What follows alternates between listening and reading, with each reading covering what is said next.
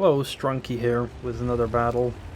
I want to show you what to kind of do when your team is being passive and just not going into the attack. They're just camping. The answer is simple. You camp with them. But at the moment, I want to do something else. This M485 has a very nice alpha for its tier. 180 alpha on an M4 Sherman with a T-34 turret. So what I want to do is usually go here to this position first and get some ambush shots, because there's always tanks going onto the hill, right?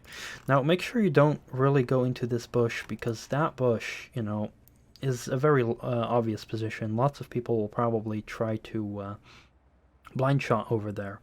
And because it's tier 5, not a lot of people have view range, so we're just going to wait here. And we see this 25 TP. Now, this tank does have very good pen and damage, but it doesn't have very good accuracy. But we're just going to keep shooting, and there we go. We're going to get our hits in. So paper tanks getting spotted, and we're just going to shell them. You know, the AP, I believe, is 150. Yeah, there we go, 150 pen. So this, you know, despite the bad accuracy, it's still pretty good for sniping, because, you know, most tanks on tier 5, you can just hit center of mass. With 150 pen, you're going to go through a lot. But yeah, our Churchill and Turan 3 just died. And if you look at the map, you can see pretty much our whole team is camping. We've got some lights going here, but no one else is doing anything. We've got a KV-1 here, and this is looking pretty desperate. So I'm just gonna get another shell into this KV-1. Sadly, we only hit the tracks, but they're getting, you know, closer and closer. They probably don't have coated optics, but they're about to push. So at this moment, you know, when you know you're gonna lose, don't stay here. Fall back. Fall back. That's what you want to do. Whole team is camping, so what you want to do with them is camp with them. VK3001. Heroic effort here, but they're making a mistake. You don't want to go and help. And I'm also pointing my turret backwards. This is all on purpose, because there's more armor in the front of the turret. You never know. If someone spots me and shoots me, maybe they'll hit my turret. It's a little thing I just do, just in case. You never know. So you have more armor pointing towards the enemy. And also now, you know, we can sit behind this bush after we've fallen back, you know, still help our VK and KV-1. Well, the KV-1 is falling back over there. But we're just gonna hide behind this bush and keep helping them, you know, as our heavies are sitting there, taking hits. And just keep sniping. So falling back was a good thing, because if I would have stayed there, I would have died 100%. So now we're just going to keep shooting, loading APCR for the OI, but they're falling back, so that's not needed anymore. We're just going to wait, switch back to APs, because we have enough pen for the other tanks here. But for the OI, I do think I need APCR. But looking at the score, we're already at 1,000 damage, and this is because, you know, we looked at the situation, the whole team is camping, and, you know, we're going to camp with them. We're going to play defensive. That's how it is. Don't go in attacking when your whole team is camping. That's the lesson here. Because you're going to be all alone, and then you're going to be dead. And then it's like, well, the whole team is camping. Yeah, camp with them. I know it sucks. It really sucks. It's boring. It's, you know, you might as well play a TD at that point. But it is the best move if you want to try and maximize your chance to win. Or at least, you know, try to farm some damage for your marks of excellence, or maybe something else, you know, maximize your credit income. The more damage you do, the better. So the OI is coming around the corner. We're switching to APCRs, trying to hit center of mass. Again, this tank is so inaccurate, so center of mass is fine on these tiers. But yeah, I would almost say that this is like an M4 Revelry say, but at tier 5, almost, because, you know, 180 alpha. I'm just gonna double check. Is it really 180 or no? Sorry, it's 160. My bad. I often get confused between the 6 and the 8, but 160 is still very good, considering, you know, a lot of other tanks get 110. Every time I hit with this tank, I feel like I'm doing good damage, so that's very good. So at the moment, what happened is the enemy have stopped their push, and the KV-1 and the Pollack are holding around that corner. Now, that means I'm going to be useless if I keep sitting here, right? Until something happens here. I could move up here, but they're so close, the enemies, that they would spot me, and that's not really good for me. So instead, I'm just gonna see if I can do something else.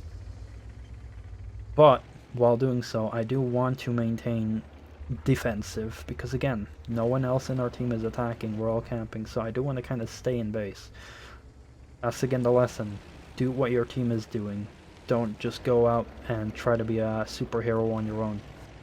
So I tried looking at the Chaffee earlier, we don't get proper aim, so I'm just gonna go here and see if we can get aim on something else, you know, they're all in cover, but we know the enemy is advancing. At the very least, the ARL and the T50-2, and you know, there's an Excelsior and this Type T34 here, they might push as well. So we're just gonna aim here and hit this Chaffee. Sadly, our Cromwell dies, but you know, Cromwell's pushed too forward. That's again showing the whole team was camping, and the Cromwell made the mistake of moving forward. They should not have done that, it cost them dearly. Not to mention that if you get spotted here, you know, these tanks over here might get side shots. So I just don't want to do that. Now right here, we see the Excelsior coming in. And I try to see if I can get into an ambush position. But one problem with this tank is that the gun depression is pretty terrible. So it's going to be tough. And, you know, when using this gun, you know, I want to keep in mind the high alpha. So we want to out-trade, we want to peek out, shoot, and then get into cover, and you know, when we're reloaded, peek out again and shoot, so that we minimize the amount of return shots. So here, good example, my gun depression failing me. I'm like, oh, darn gun depression, not good enough. So I panic a little bit because I have no gun depression here to shoot the Excelsior, so instead I fall back here to these rocks. Because that's the only little bit of cover I have left, right? And I'm not feeling good about this situation, and a little bit of a spoiler, it's not going to end well, but we're still going to try our best to defend the base. So surprisingly, the Excelsior is aiming at our M44, so we're just going to put a shell into the Excelsior right there. And we're going to put another one in. And, well, they missed a shot. Or they're shooting at my teammate next to me, I'm not sure. Not sure how that one bounced. That is a bit weird. But, yeah, we're just gonna have to deal with this Excelsior. We do have about equal health, but oh no, the T50-2 comes in.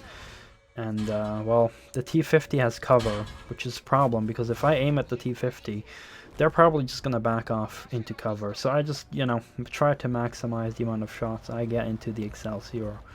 But sadly enough, this is ending in a loss. But even though we lost, we did our best to hold the base.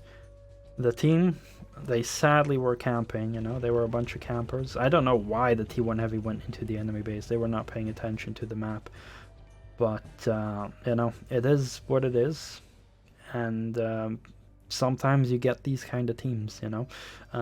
This video is not to show you, like, oh, how to win, you know, against all odds. You're just gonna lose battles, but you still want to try your best. You want to remain as consistent as possible and reactive, because maybe next time, if you do something like this, maybe you will win, because I feel for a tier 5 tank, I definitely did plenty of damage. So let's see what the result actually was. So as we can see, it was a defeat, but look at that, we got a nice high caliber medal. And yeah, that's over 2,000 damage, 2,269, you know? Easily the most in my team, easily. T67 did a good job. The Polak as well held their own, you know, some other tanks here, but it just shows you here with the tier 5 medium, the whole team is camping. Alright, I'm just gonna camp with them. I may have not won, but at least I managed to stay consistent and react properly to the situation in order to keep my damage and my profits high enough to, you know, to feel good about myself. And yeah, that is good. That is a solid score. Pretty happy with that. Sometimes you just get these passive teams, but this is how you deal with them. And maybe next time it will be a win, because you know what? It wasn't that bad of a loss, you know? We had 2 tanks left alive, they capped, but they had just, you know, 4 tanks left alive, one of which was artillery, so it was pretty close still. It was not a stomp or anything. So here we have another example of having a very passive team, and not only that, As a bonus, we are bottom tier as well. And look at this. We get a Steyr Waffenträger as our tier 7 TD. Look at what the enemy get. They get a Semovente, the Italian assault tank destroyer. So, considering we're in a city map, we are at a very big disadvantage here because they got armor. So, not only is this going to be a very passive team, but it's also going to be bottom tier, and we're also at a disadvantage. This is pretty hardcore. I was looking at the list of teams, and I was like, wow, this is going to be tough to win. So, I'm in a little bit of a dilemma because I'm bottom tier, and I'm looking at the map, and look at our Tiger 131 over here. You know, they're pretty much like the most armored vehicle we have in our team, and oh, they're camping in the back. And I'm taking a little bit of a risk here to being close to the city, because maybe I should have actually gone and stayed camping here. That would have not been a bad position, considering, you know, our whole team is camping. So either camp with them, or, you know, take maybe a risk like I'm doing here, you know. It may be worth it. I'm taking the risk, and I'm trying to not be too close where the SU is over here in front of me. But I am trying to kind of like aim down and maybe ambush someone if I can. So we're going to have to wait and see if that pays off. So some time later, our SU decides to push in over here and shoot someone. They get a little bit greedy to putting a double shot in, which I know how that is. So that's not good, but we see this KV-1 is over here, so I'm kind of thinking like maybe I can poke, get a shot in, and it's like, oh, the KV-1 is actually poking back at me. So yeah, that was a bit risky, but thankfully they bounced and they went back into cover. So I pop out because now I can be pre-aimed at this position, waiting for them to pop out and get a shot in. So make sure you always do that. You know, if you know the enemy's in cover, pre-aim, because you're going to have the advantage. If you're pre-aimed, then they need to poke, because they need to still aim their gun. And usually, you know, they first need to expose a part of their hull to you before they're even able to start aiming your gun at you, their gun at you. So yeah. But yeah, as it looks, it's pretty desperate. And would you look at that? Our Steyr Waffenträger, top tier, also died. So now I was like, oh shit, we don't have any chance. We don't have any chance whatsoever. They have their Semovente. Our Steyr Waffenträger is dead, you know. Not that they could have done much in the city, but maybe as sniper support, you know, when the enemy breaks through, they could have wrecked. So, yeah, this looks like a very desperate situation at the moment. So we're just going to have to wait. At a moment like this, I know you feel useless and you want to do something, but as long as your team is also not doing anything, there's no harm in waiting. Unless your team is actually going to do something, join them. If not, if your whole team is doing nothing, then just wait. And that's exactly what I'm going to do. Wait for my teammates to do something. Now, I don't want to poke here because I'm afraid there might be someone here. However, this Panzer IV moves by, but I was in first person, so I really didn't notice what angle the Panzer IV was. I didn't know if they could have spotted someone here, but I see this T1 Heavy here, and I'm like, alright, now's my chance. Now, I poked out here against the Yak Panzer, thinking that the Yak Panzer was going to aim and shoot our T1 Heavy, but our T1 Heavy actually moves back, and the Yak Panzer re-aims their gun and shoots me, and I sadly bounce on the Yak Panzer, so I get a bit unlucky, but the Yak Panzer now moves, and I actually get to pen them, and then also the T1 Heavy comes in front of me, providing a potential shield for me, so that was a bit awkward, but it paid out for me. We got another shot in, at least. You know, kind of redeemed for the bounce we had earlier. And now that I know it's clear over here, I can point my gun and just wait, because I now have the advantage for, you know, against anyone who might poke out.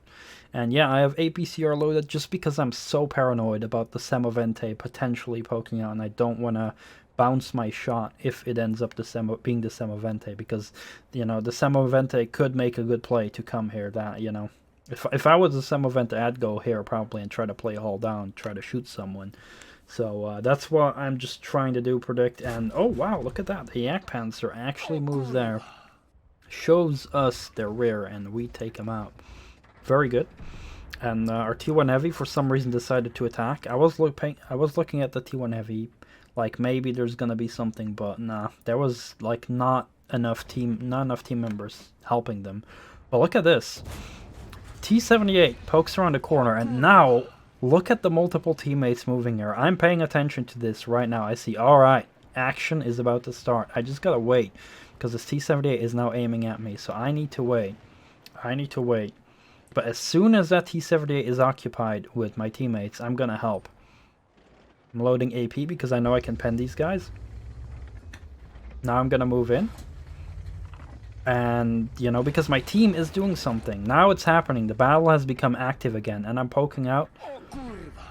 Gonna shoot at this VK. I'm getting a bit greedy here, going in for a second shot.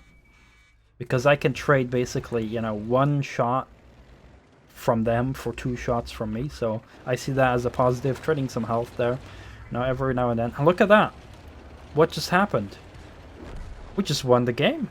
We just absolutely came back. And all it took was some patience. All it took was some patience for our teammates to start doing something. And yeah, and that just shows that when your team is being passive, don't, you know, don't do reckless things, don't get yourself killed. Look at your team, look at what they're doing. Make sure, you know, you set up an ambush position somewhere. And, you know, maybe, just maybe, your team will start doing something, and then you can join in. But always make sure you're keeping an eye on what is happening, where the majority of your teammates are moving. And just like that, you join in. And there we go. A nice win. Now look at that. We got 2nd place on XP. And just like that, you know, we had a very passive team, and we were bottom tier. Take that into consideration as well. And just by being patient, we still get a good score out of it. 900 damage. Absolutely fine for a tier 5. 2nd place in the team. And that's all you gotta do. Just look at your team, keep an eye. If they're being passive, be passive with them. And set up an ambush. And just like that, when it started happening, the combat, when the teammates started doing something, you can join in. And just like that, we won the game by being nice and patient. That's all you gotta do.